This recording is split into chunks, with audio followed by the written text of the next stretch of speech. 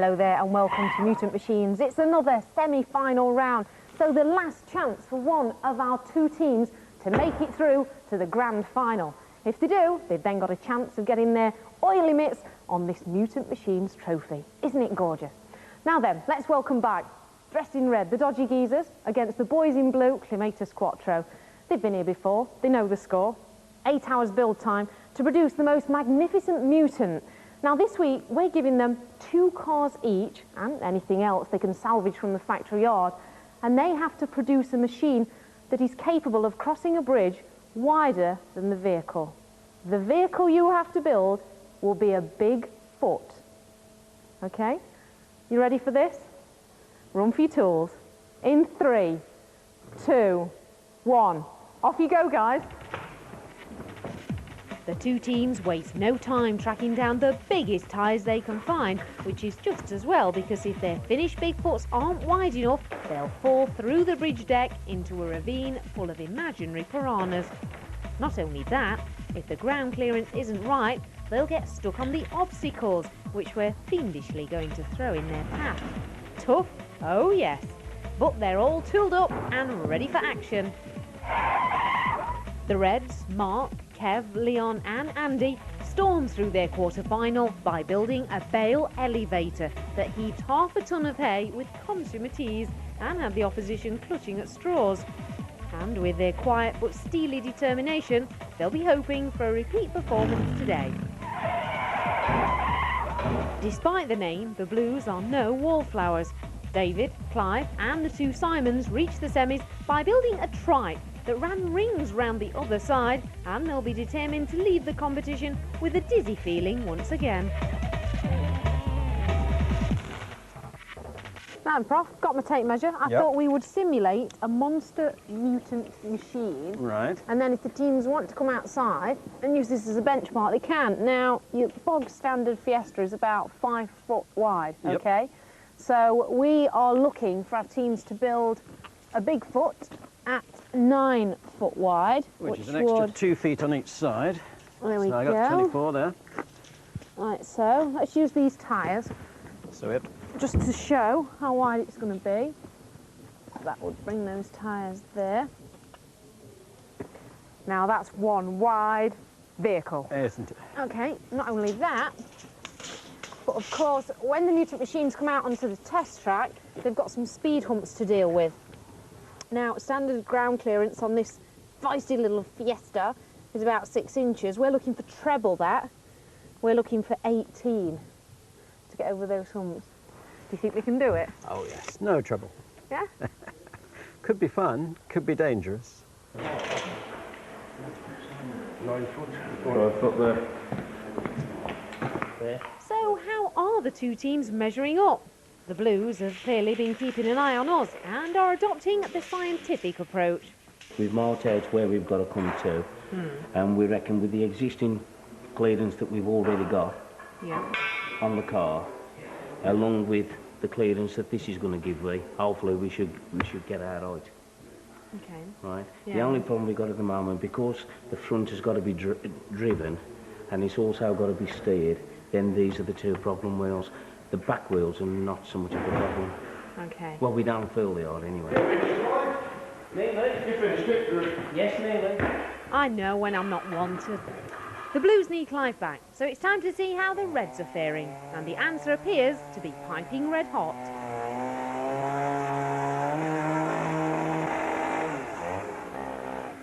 Mark, you got a bit of a sweat on? Yes, yeah, we have this morning, yeah. So I see you sawing this bar off here. What are you going to use it for? We're going to use it as part of the rear axle. Okay. Hopefully we can make the 2 big wheels we've already taken off the baler onto it. And that's the back end finish then. Right, I mean, it's very thick, isn't it? But if you've got those huge wheels, I guess you need something that thick. Yeah, we need someone with a bit of strength in it to hold them on. Yeah. Whether the welder's man enough to weld them on is a different thing. It's a bit on the lean side. But I think we can get there. That's going to take some doing, isn't it? Yeah. Getting the old MIG round nose. Yeah, I think it might overheat it a little bit, but we'll be all right. 1 hour and 100 metres of welding wire later, the 2 sections of salvage tubing still aren't joined together. And our man, with loads of letters after his name, Professor Martin Smith of the Technology Innovation Centre is worried. Worried because the Reds have rolled their Fiesta on its side and stripped it bare. Prof, the red team, where are they going? Well, I think they've been inhaling too much petrol fumes and exhaust fumes. They seem to have lost it completely. They've taken the exhaust system off, which means the engine won't run properly. They've taken the petrol tank off, which means the engine won't run at all. They've taken the rear axle off, which means they've lost their brakes. They've taken off the wash bottle. Well, they're going to save an ounces of weight on there. I mean, they've lost it. Why? What's all this about? Why have they taken all these bits away? Oh, they've gone bonkers, I think. They really have lost it. Yeah. OK, well, I mean, they've taken the rear axle off.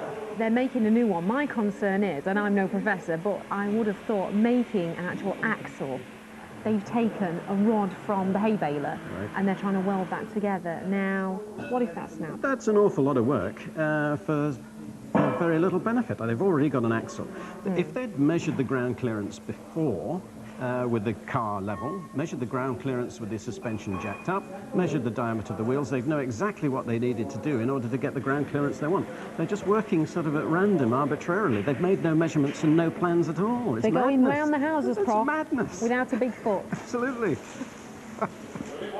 Their apparent incompetence is totally out of character, but the Blues don't mind a jot.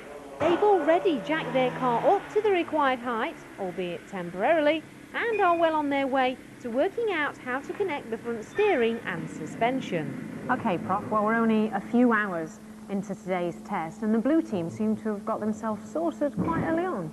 Well, they've taken a much more scientific and an engineering approach. They've measured the ground clearance before the car is jacked up. They measured the ground clearance with the car jacked up. They measured the track.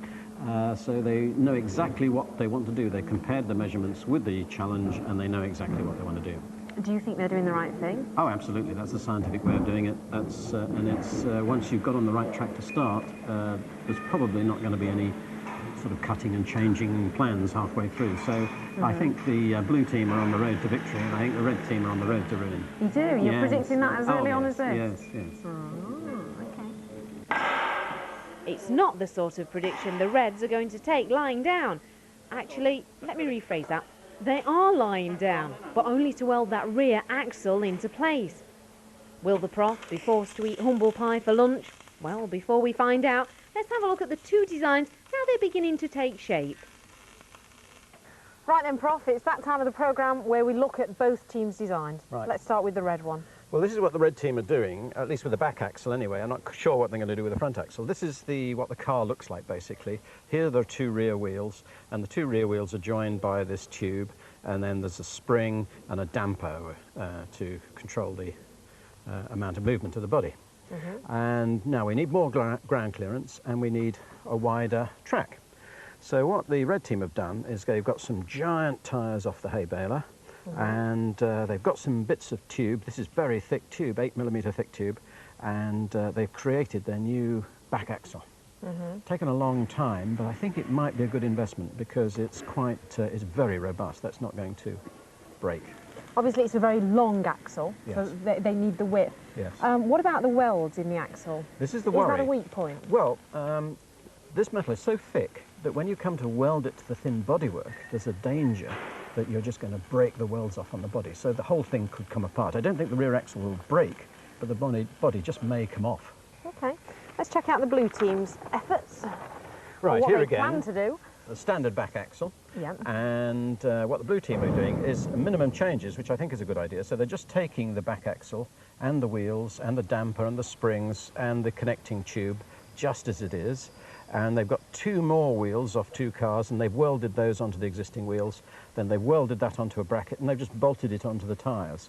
So in a way, that's the simplest minimum possible changes, and that's a good idea. You say simplest, but it's a lot of work, because they've had to do a lot of cutting, haven't they? And a lot of welding. It's much less work than the Reds have had to do, but the Reds have been very fast, so they've caught up. But yeah, this is the minimum, this would have been the way I would have done it. This is the minimum change. Okay. So you're in favour of the blue team? Yeah, I was, but the Reds are catching up, so I'm beginning to change my tune. Ah, you can't move the stakes now, Professor. Let's have a look at your idea. Ah, clean sheet. Where's the Prof's idea? Well, I thought that the blue teams method of having minimum changes at the back just by welding a couple of spacers on and welding wheels on is the best way of doing that. Yeah. And I thought the red team's idea of extending the track out sideways is on the right track. Okay, so the prof's idea would be a hybrid of the red and blue team's Absolutely. designs. Oh, we've never had that before from the professor. So they've stolen my ideas. Some needs a little tiny bit more off, It's easy to see why the Reds are catching up and confounding the prof's original prediction. It's because the Blues are having to manufacture rims for their tractor tyres, a time-consuming job. And then there's the small matter of how to join them to the double rims. And so, at the halfway point, it's not just the cars that are hanging in the balance. It's also the right to join Ming's merciless mob for a place in the final. Time for us to take a quick break, but you stay right there on your sofa because we'll be back in a few moments' time with plenty more bending and welding as our two teams head for a semi-final showdown. Can the Blues' almighty Bigfoot clear the humps and cross that bridge to victory? You'll find out.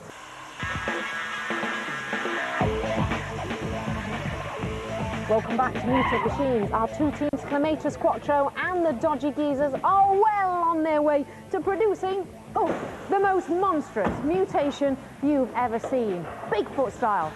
Well, by the looks of the red team's efforts so far, it's definitely going to be these guys who are making the biggest and the wildest tracks. That the Dodgy Geezers now look as if they're in the lead is a complete turnaround. Only a few hours ago, you'll remember our resident expert, Professor Martin Smith, was convinced the Reds had lost the plot and were on the road to ruin. Hey, Professor, red team are getting it together, you noticed? Aren't they just? They've come on from being way behind the Blues to being, in my view, I think they're ahead now. They were deliberately, I think, trying to mislead the blue team into thinking that they were way behind and blue team needn't bother. And they threw me off the scent too with all this casual throwing bits away. And then all of a sudden they got a really good back axle and the front axle looks like a good design too. Who's your money on now? Well, my money is now on the red team. I think they're going to beat the blue team with a comfortable margin. You're eating humble pie, are you? Oh, me? An academic being humble? Never. No way. Humble pie, because the Reds are already reconnecting the hydraulic pipes they cut to extend the wheelbase, while the Blues have got that sinking feeling. And Professor Hindsight reckons he knows why. Here's a wheel and a tyre, which we've cut in half. And if we look at the cross-section of it, there's the tyre and there's the wheel. As soon as you take the wheel out here by 2 feet, you've effectively got a giant lever which is trying to break off this axle here and trying to crush these bearings. Yeah, that makes sense. That's very and causes very risky. problems. Yes, yeah. I mean that leverage is, you know, like the early laws of physics. You can sort of lift anything if you've got a lever long enough. You can produce any large force if you've got a long enough lever. Okay. Now, this shows, I think, what's happening. You've got this huge tyre, this huge great this lever here, all applying the force on this tiny little stub axle there. So there's a huge danger with the blue team that either the wheel bearings are going to crush or the stub axle is going to break. Which do you think will happen? I wouldn't mind betting that that stub axle is going to break. If the Prof's earlier tips are anything to go by, that means the Blues should romp home. So, who's your money on? We're about to find out. OK, lads, I'll make that 8 hours. You've had your chips. It's time up. Get the decks cleared, wash your paws and get ready for this showdown. Are you ready? In 3, 2, 1. Down tools.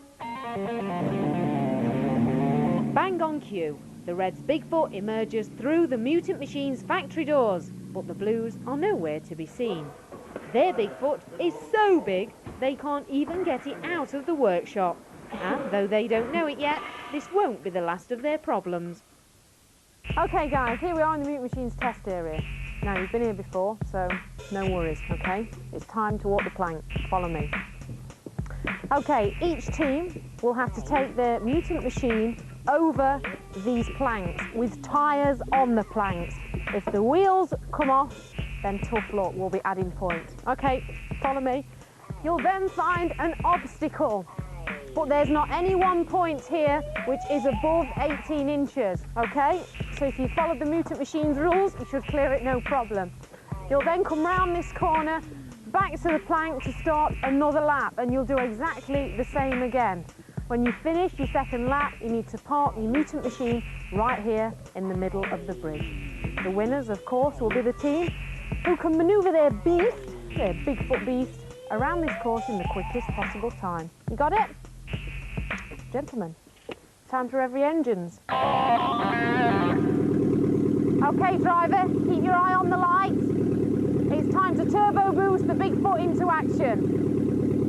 In 3, 2, 1, go!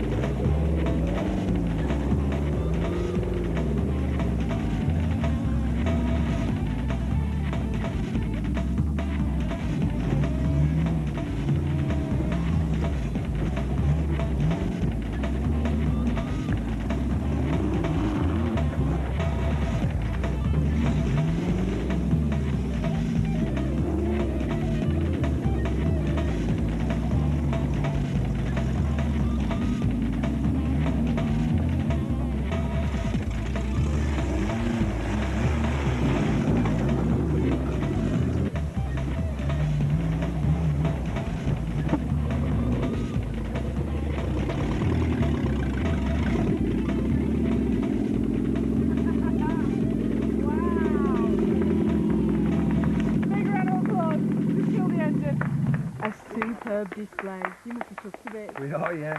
Not much suspension, but you know, your back tyre's a little bit flat, but I mean, it just didn't make any difference. No, it seemed to be okay. It handled beautifully. You cleared the obstacles, no problem. That's it. No penalty points incurred. Good. Well done. Thanks we'll get very you much. time. Prof, what time do you have on that?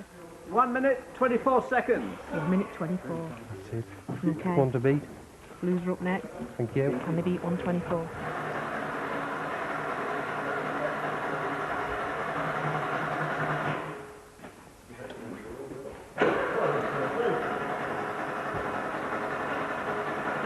We've sent out for some fuel. You rang the AA? This is not clever. Right, David, anyway, you're in the hot seat. How are you feeling? I think we could do it. You think so? I think we can. You still think you got the better design? You're not giving me much confidence. And you're not saying it with confidence. No, we're going to do it. We're going to beat them. That was quite a poor time by the Reds. Once we get some petrol in, I think, we'll give it a go, and I think we'll beat them. You reckon you can beat 1 minute 24? We'll probably do it in a minute. That is the biggest jerry can I've ever seen. Do you carry that around in the back of your car? You got the top for it?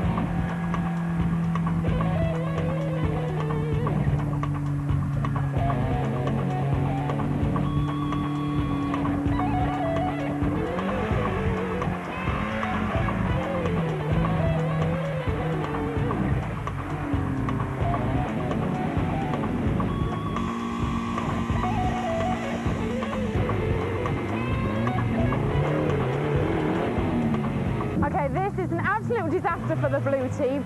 They've got a tyre and a hay bale stuck underneath the front of the car. Not only that, but apparently the clutch has gone as well. The red team have tried to nudge them on, but it's just not happening.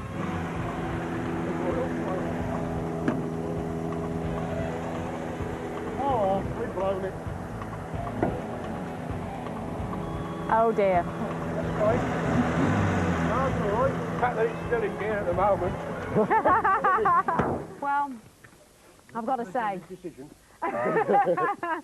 Sorry, Dave. I mean, fact is that we don't have to look at the scoreboard to find out who won and lost that one, do we? But, No. Commiserations to the Blues. Yeah. What do you mean it was close? It wasn't even a competition. What have you got to say for yourself? David, come on, you were at the wheel. You must be gutted. I am, yes. I thought we could do it, but it was that bit of fluff in the bearing. Clive, You've put your heart and soul into this project today, haven't you? Yeah, we've enjoyed it, and it's been a lovely day. It's a shame it wasn't meant to be, but let's hope these lads go on and win the final. I mean, what they produced is a lovely machine that's done the job. I think they went round in, what was it, about 1.5 minutes? Yeah, a bit less than that. Yeah, well, we probably need 1.5 years to get round it. Simon, I mean, you've come a long way, haven't you, through the Mutant Machines series? Yeah, You've got some memorable moments. Yeah, we've had some good days, so... And today's been a good day as well. It's just a shame, you know, that it didn't quite stand up to the job in hand, but... What's actually happened here at the end? I mean, have we got complete meltdown? Well, the clutch has decided to disintegrate. We've grounded the thing onto the floor, and I think the engine's just blown up as well. So, no, it will still work. The ever hopeful blue team, aren't they? Oh, well done, lads. You did a grand job, but lost that there right at the end. Which brings me on to the dodgy geezers. Well, there's nothing dodgy about you lot, I've got to say. So, well done, guys. First of all, come on, you were there, at the wheel. How was it? Very good. Victory under your foot. Yeah, that's it. Very good. No suspension, a bit bouncy. But we got round. I didn't think we'd get through that, but it did, so I was well You flew over the obstacle there. Well done, yeah. And? Yeah, had a good laugh, enjoyed it. Yeah, you get cracking that champagne. Yeah, we'll do that, yeah. Mark, what's your memorable moments from today? I think we built a good machine, but it was just a shame the other team just had a few mechanical problems, really. It would have been better to run the two motors together. Yeah. And made a good competition. But, we've had a good day. Excellent, well that's what we like to hear. And one last word from your good self, Kev. No, I've really enjoyed it. It's been a good day. Did you feel confident all day long that you've built a strong machine? Felt confident as soon as we got here. Okay, well, of course, that means our dodgy geezers go through to the grand final, which, of course, will take place next week, and they'll be against none other, the Ming's Merciless Mob. And take it from me, that will be one hell of a programme. Go on then, lads, make that champagne fly, give each other a big round of applause. Don't forget to join us next week on Mutant Machines. See you